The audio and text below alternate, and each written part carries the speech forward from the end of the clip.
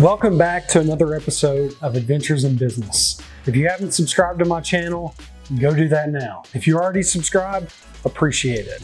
Adventures in Business is a series that captures behind the scenes footage of unique creators and entrepreneurs across the nation to inspire more people to think about entrepreneurship as a career path. I'm an entrepreneur myself, owning a marketing and consulting agency called Do Good Brands, as well as own a coffee roastery called Lincoln Road. Today, I'm with Payton May, which is the Chief Operating Officer and partner of BitSource, which is a tech development company in downtown Pikeville that builds websites and apps and tech consulting, among many other things. Today, we're talking about the blockchain and NFTs, and we're going to look at some of the collections that Payton owns and talk more in depth about them. So, let's get right into it. Enjoy my interview with Payton May. This video is not sponsored, but if you want to support my channel, go to dogoodbrands.biz and buy one of these sick hats. All right, so tell me about the space we're in now. Well, we're in Rent Lab's lobby. It's kind of a collection point of old artifacts. As you can see on the walls, we're surrounded by VHS tapes from my grandma's collection, some old TVs, and a variety of other things that aren't in the shot, but yeah. I saw that this one back here was plotted out with your name on it. Yeah. Do you know anything about this video? Whenever we were going through this collection of tapes, I stumbled upon one that had my name on it, so we plotted that out and put it on the door. It also says UFO missing boy. I would love to see if we could pull that video up. I mean, we got TVs back here with VHS. We should do that. So we should try to We'll add a clip to that to the video. We definitely should, man. That would be cool. All right, so obviously we're talking about NFTs, crypto, blockchain. So first of all, explain the blockchain in like the most simplest form. So I think everybody's familiar with using the bank and having a checking account or savings account, a debit card, a credit card. And you think about the banks keeping track of those transactions. So when you get your monthly statements, you know, you'd be seeing what money you spent, what money you had coming in. And that's kind of the same idea about the blockchain. It's a ledger that's recording a history of transactions. The only thing that's kind of different is it's accessible in most cases to everyone. So I could go see what Ryan Jones has purchased this month, you know, by just going to a blockchain kind of inspector. Gotcha. And you got into this. I mean, you're a partner and chief operating officer at a tech company. So is that kind of the reason why you got into this, or was it something else? Yeah. You know, an interest in technology is definitely part of it. The blockchain, I think, is a lot more, you know, interesting than just, let's say, one crypto token. So like the first cryptos that I invested in were Chainlink and Reserve Protocol. And Chainlink was really, you know, more of an oracle, and Reserve Protocol created this like cool kind of like mechanism for letting folks in other countries who maybe don't have a stable currency system have a stable currency system. So I was interested in both of those kind of aspects of the blockchain, and then also in how you know, the pools and the miners and the whole system kind of works at large. Yes. Tell us about the mining. Like, how does that work? So every, you know, token can be different in the way that it's generated. So Bitcoin, for instance, you know, Bitcoin is a token, right? Yeah. Ethereum is a token. Yep. Okay. So Bitcoin, for instance, has these miners. They have a hash rate. They can perform so much hashing, you know, per second, per minute, whatever the rate is. And so what they're trying to do is encrypt a block of transactions. So it would consist of, you know, multiple transactions. It would consist of some information from the previous block, maybe a timestamp, and there's other information that goes into creating that like unique hash. And then the miner or the mining pool that does it successfully ends up getting, you know, rewarded with whatever the reward fee of Bitcoin is set up to at the time. Is there any more like Bitcoin left to mine? Yeah, there's still more. I don't think I'm trying to remember the date that it runs out, but you can kind of see that. And that's what's referred to as like the halving. So every so many blocks that gets added, they have this sort of halving mechanism that's set up so the reward decreases by 50%, or half every so many blocks. So eventually it'll get to zero where there's no more reward. But yeah, for now, I think there's still reward. What does life look like in the crypto world with zero block or Bitcoin left? Like, what happens? I don't know. And that's where there's a lot of articles out there about that. And you know how credit cards they require a transaction fee for processing. So sometimes businesses will take that on, or they'll, pass that on to the consumer. So it might end up being a scenario like that. It's interesting. Yeah. So now that like NFTs are a big part of the scene in the crypto world, owning a digital creative asset, like what motivated you to like get into NFTs? I know you've got a collection of them. We'll see that later. But so there was sort of hype around it, and the initial part that I could see was that it was really directed at the art and kind of like gaming market, which is interest of me as an artist and designer. And so I was already in the crypto space and had like some digital wallets and that kind of thing. So I wanted to see what the experience was like for minting a token and buying a token. I bought my first NFT was called a Chubby, and I purchased that NFT for like maybe $100 or something, and that was kind of like my intro into that world. What kind of research did you do to like make you want to purchase a Chubby? Yeah, not too much. Like I looked at OpenSea's stats and analytics to kind of see what was trading. And those seemed to be reasonable, and they were pixel art, which I thought was cool, and they were kind of just like these cute little animated characters. So it was like an easy entry point, non-threatening, and they had like a little bit of a roadmap on building out their collection a little further, and it was really simple. So I thought it was nice. One thing that to me that seems like super complicated is like all these apps that you have to download to be able to purchase an NFT. Yeah. Have this wallet connected to this wallet or whatever. It's complicated for sure. There's multiple wallets, multiple chains, multiple cryptos. NFTs can be, minted on different blockchains, which then means you might need a different wallet, like a phantom wallet, and a different token to then purchase that NFT. So it can definitely get a little bit complicated. And then there's opportunity in the space too, where people are like building bridges between those chains and that kind of thing too. So the process is like you download something like Coinbase, you purchase your Bitcoin or Ethereum or whatever, then you have to transfer that crypto to a wallet, which is a different app. It could be MetaMask, could be Coinbase Wallet. I don't know the other ones. But then your crypto goes from there to then OpenSea when you buy an NFT? Yeah, it kind of depends, right? So, yes, you would usually go through some kind of place like Coinbase to take USD connected to your bank account to get some kind of cryptocurrency. And now, like you mentioned, Coinbase even has their own wallet that can hold NFTs. So you don't have to like leave their ecosystem per se to purchase an NFT. And then, if you go to a website and a project is minting, then you're like interacting through that website and creating a transaction, on the blockchain, which then is really letting you like purchase an NFT from a wallet that is holding those NFTs. And so OpenSea, in some cases is just rendering what's on the blockchain and connected to your wallet. So when you go there and you say, hey, this is me, and you do that confirmation with OpenSea, it validates your wallet, knows your identity, and it says, okay, let me see all the NFT assets that are here. And then it displays them to you. The idea of like what it means to be fungible versus non-fungible. So a dollar bill, for instance, is something that's fungible. You can give me $1, I can give you $1 back, and there's no like loss of value there, right? The dollars have an equal value in our like current system. And so, NFTs can work both ways. In a lot of cases, like the projects that I've bought into, you're getting a unique, asset that's kind of like a one-of-a-kind piece of art, and then you own that digital asset.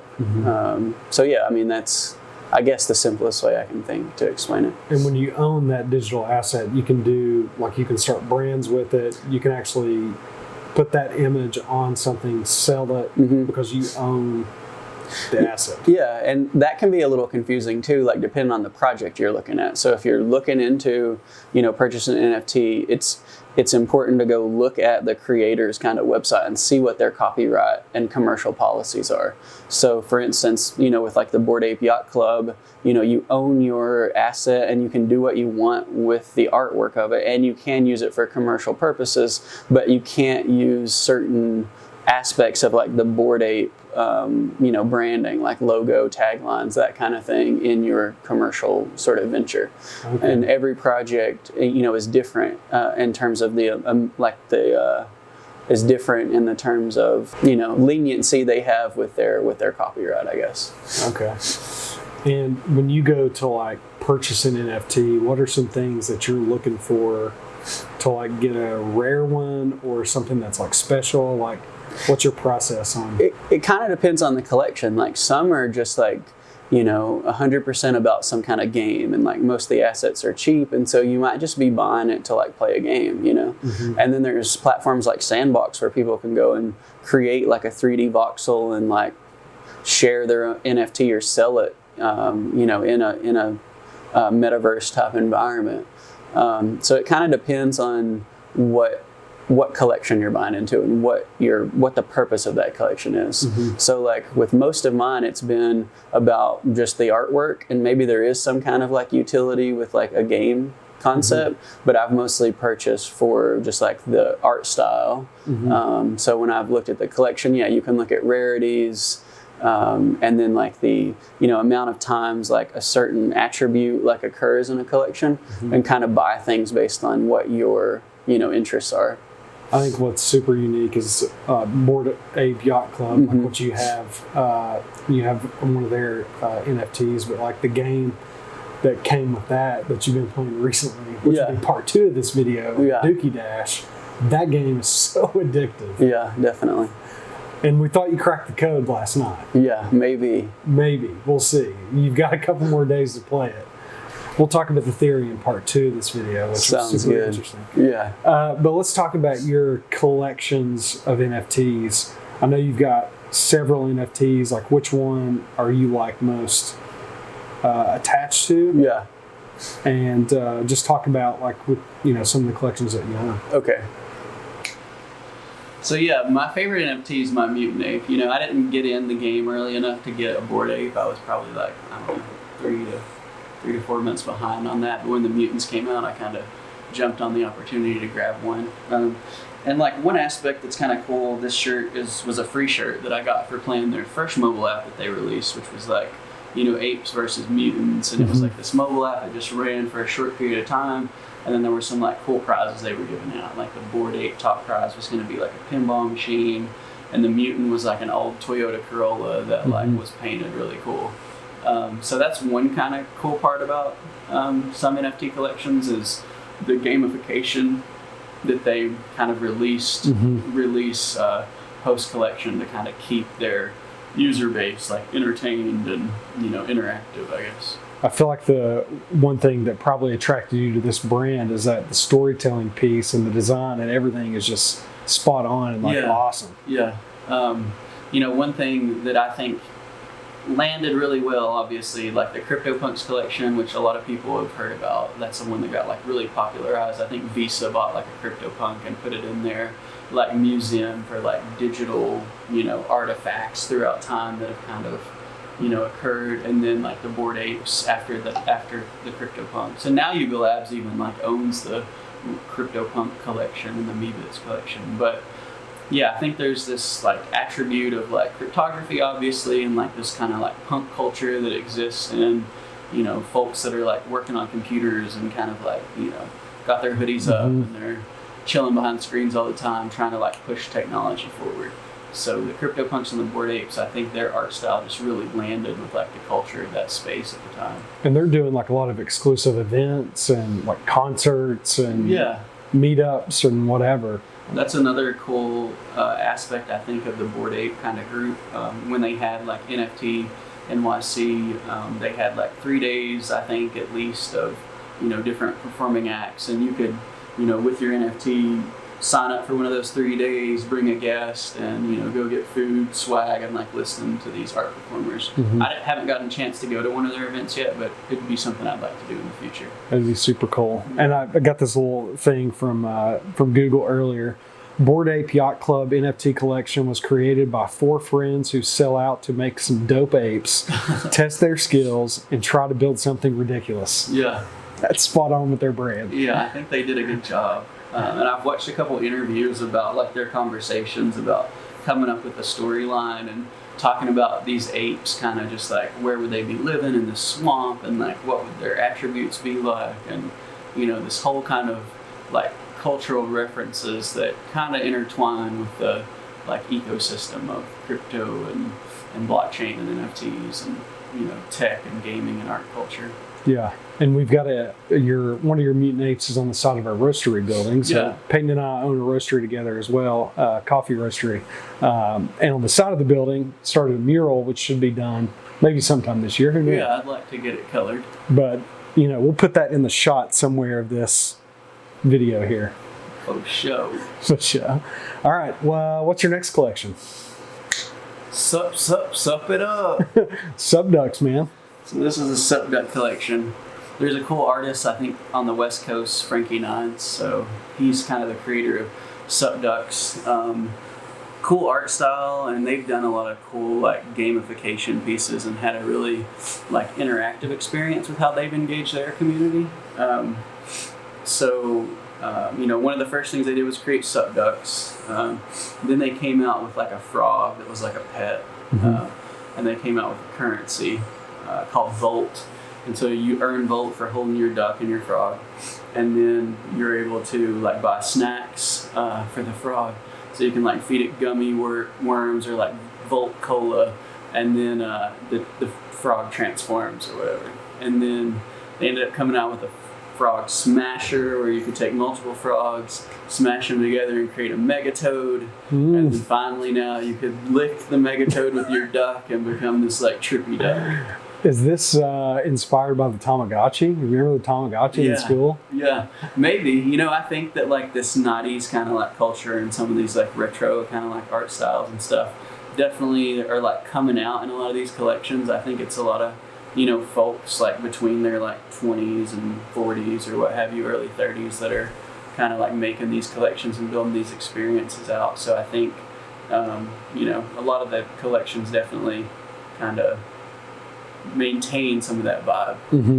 Has this collection done pretty well as far as like growth? I think like they've pushed it really far, and they've done a lot with the technology to keep going. And one of the coolest things they're doing right now, anybody who remembers Hey Arnold, there's a character Harold, and he's a voice actor, and he's working with Frankie Nines to create a cartoon. It's awesome. And they even did this thing in their Discord channel where they like let Subducks holders like send in audio auditions for characters. So I did one of those, and they actually played it in one of their YouTube sessions. So maybe we can clip that in here, and it's kind of funny. That would be cool. Uncle Chico or whatever.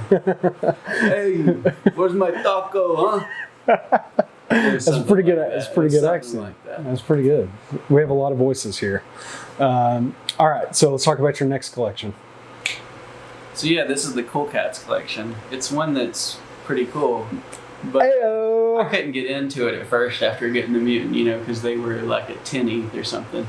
And then in this last little market dip, the price kind of came down, so I ended up getting one. So wait a second, 10 ETH, and back then it was probably like 4,000 or 5,000? It peaked at 4,000, anywhere from like 1,500 to 4,000. So USD, that would make that $40,000? You're talking like 15,000 to 40,000, depending on like where the ETH value was. Jeez, okay. But it, when it was high, then it came down to like, I think it even got as low as like 1 to 2 ETH at some point. So okay, yeah. But yeah, the Cool Cats collection has been cool. One neat thing that they did, well, they have pets too, so that's like a common thing, right? For like, is it all around the Tamagotchi? It feels like everything's the Tamagotchi. I don't know. I think it just fits into kind of the gamification aspect of it. It's like, okay, they're going to continue the collection, then maybe the main character has a pet kind of thing. Okay. So the Cool Cats collection has a game as well that you play with your pet and with your cool cat, where you kind of like go on these little adventures and earn milk tokens, and with those milk tokens you can buy things. So you can see that like swag or whatever is a big part of the brands, and like kind of like continuing their vibe out. So far, that's been my favorite shirt. Yeah, it's nice and cozy, and suits the winter weather. That's for sure. Yeah.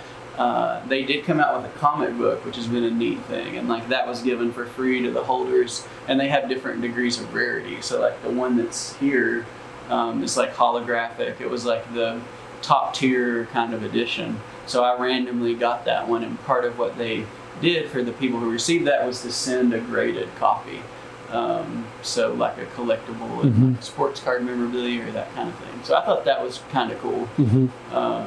Obviously when you've invested in something and you get some stuff for free that kind of like, pumps you up a little bit about collection. And then you would hope that comic book probably has value of some sort as well. Like, yeah, I think it's cool that some of these brands are sending physical assets like that are rare, that could then potentially be valued at, something.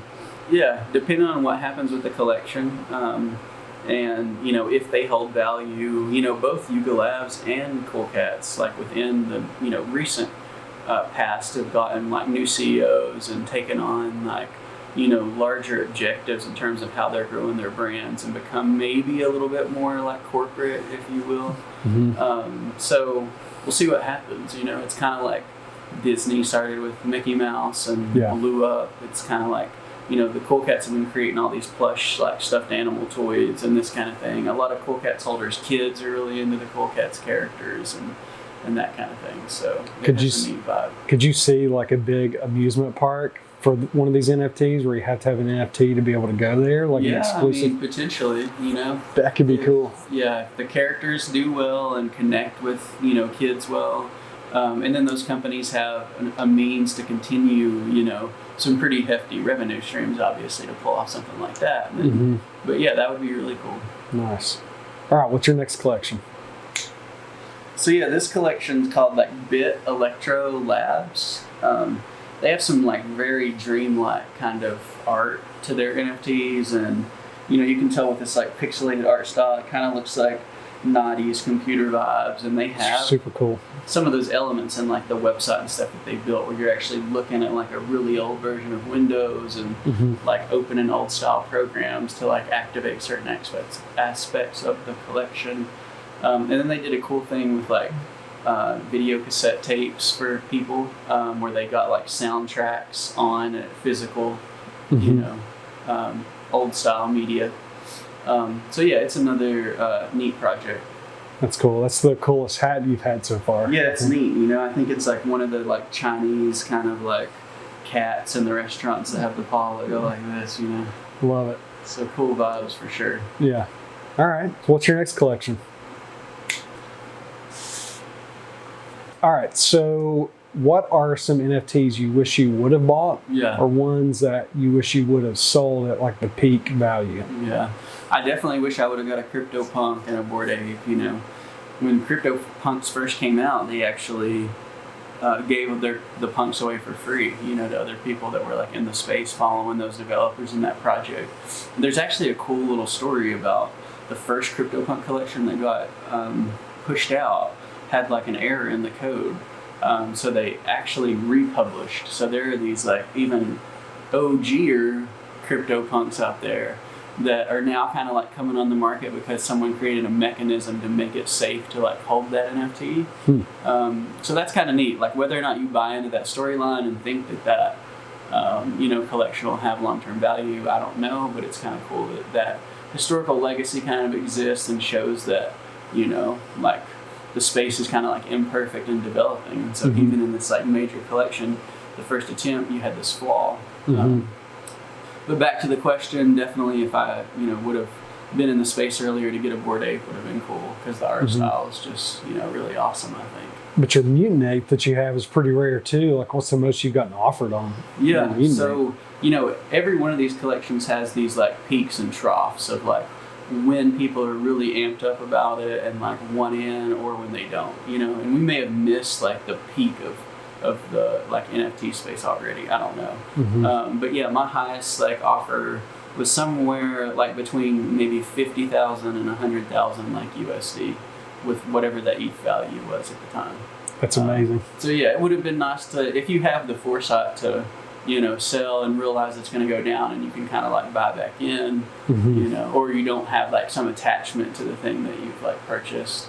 But yeah, for me, it's kind of like I like the art style, and like you start using this thing for games or art or what have you, and you like get a little bit of attachment to it. Some people probably don't, but I kind of have.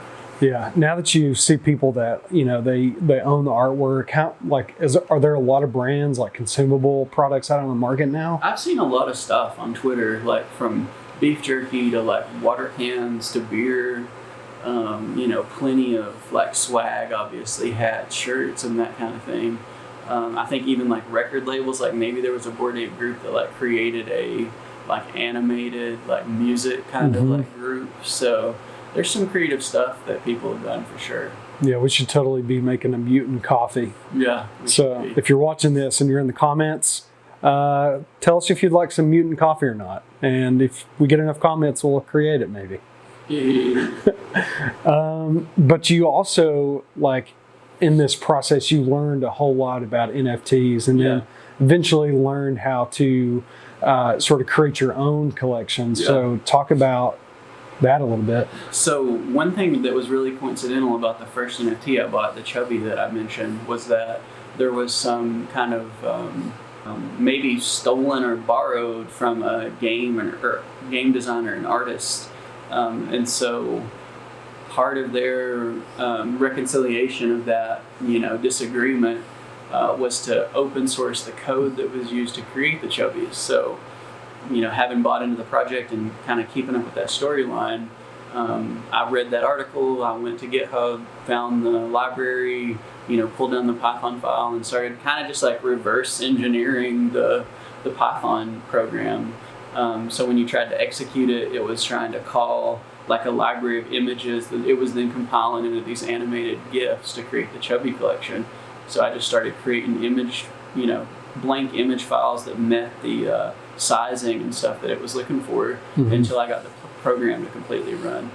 And then since that program was already set up for pixel art, and I like pixel art, the collection I created at the time was called Billies, and it were just all these pixelated kind of like hillbilly characters. But as I got further into the space, I kind of realized that the culture of like NFTs is global but also niche, right? So like our locale and region probably wasn't that into it at the time, and probably still aren't.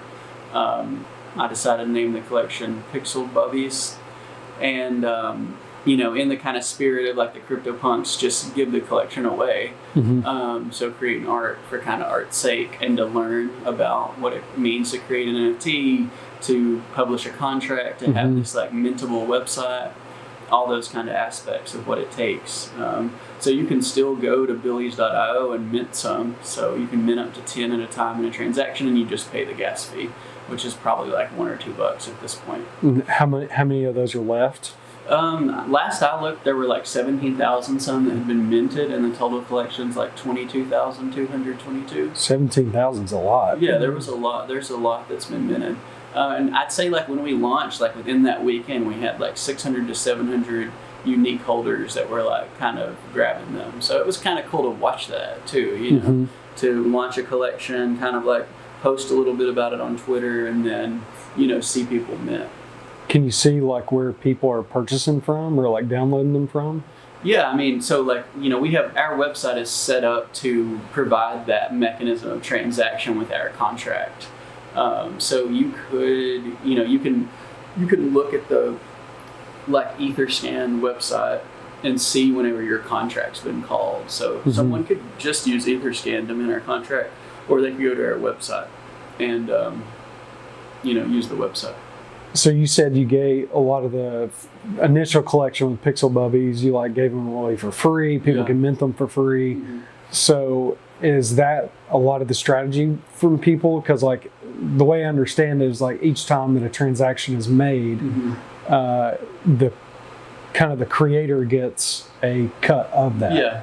And that's like secondary sales, right? So on the initial mint, if it's for free, then us as the publisher isn't receiving anything for that initial transaction. But secondary sales, depending on what marketplace they happen on, can give you creator royalties. So yeah, I think you see a lot of people do free mints and kind of like give their collections away. But then you see a lot of others that come out at a really high price point. So it kind of depends on the reputation of the group and like maybe the hype that's around the project and the art. Mm-hmm. There's this whole kind of like world behind what makes something, popular, I guess. Yeah. So what's your all's hope for Pixel Bubbies? We've toyed around in Unity and like created some gamification aspects, but really we achieved what we wanted to do in the first part of the project, which was, learn to use Python to create a collection, right? Render out a series or a set of all these image characteristics and create, unique pieces of art, and then learn to use a contract and to allow like the minting functionality via a website. So at this point, we don't have formal plans for the collection, but we might do something in the future. And now that your all's like team like understands this like whole process, if somebody were to come to you and say, "Hey, can you create me a collection?" A lot of YouTubers are getting into that now. They have a huge audience and followings, and they're partnering with like software development companies to build it. So is that something that you guys might be able to eventually offer as a service? Yeah, that's definitely something we could help with. Having understood the Python program and how to generate these, massive, unique kind of collections, we could create the artwork. We could help with the program. We know how to publish the website that's got the, minting functionality and how to publish a contract. So we kind of understand the mechanism for how that works. So yeah, we could pretty easily help somebody with a collection, depending on their, art and what they wanted to do with it post that initial publish. Yeah, because a lot of things, I guess, could be extremely complex. I guess it depends on what, they mechanisms, gamification, what they want to do after or with the collection. Yeah. Although you're not a financial advisor whatsoever, we know that. But what is some, like, insight you would give to somebody if they were trying to get into the game of crypto and NFTs? Well, I look at the NFT space as like art and gaming, and really hold my pieces for that kind of like storyline that's continuing with the collection. So it kind of depends what you want to do. If you're like a kid out there and you just want to like create voxel art and make some free NFTs and give them to your friends, or even sell them on like the sandbox marketplace, you could totally do that. Or if you're into like a certain artist or art style or company or collection, then read about what they're kind of offering and see whether or not you want to get into it. As far as like folks that are looking to invest in blockchain, I think they're established like corporations like Coinbase that are safer plays, right? Like they're regulated, and there's different ways than just buying an NFT to invest in like the future of blockchain. And I think the way NFTs have been used up until this point, have mostly been for this art and gaming kind of culture. But the idea that you could, own a property deed or some kind of like physical asset that's tied to an NFT that doesn't even touch this art world, I think is an interesting space to see, like even maybe, some other kind of record type. If MIT, sends their diplomas over the blockchain now, and you can store them in a digital wallet. Oh, wow. Yeah. So seeing how the larger kind of like, industry and marketplace starts to adopt NFTs, anywhere where they're trying to create like an immutable, transparent record, I think that'll be cool to see. This just seems to be like the first face of it, the first wave of it. Yeah. Well, I appreciate you being here, man. We've learned a lot. I'll say that. It's been fun. Yeah, definitely learn more about NFTs. And I will say that if you want to get connected with Payton, in case you do want some type of service from his software development company, go to bitsourceky.com. I think that's correct. And I'll put it in the link in the description. If you want to stick around for some more episodes of Adventures in Business, click subscribe, get in the comments, and like this video. Thanks for watching. Do good.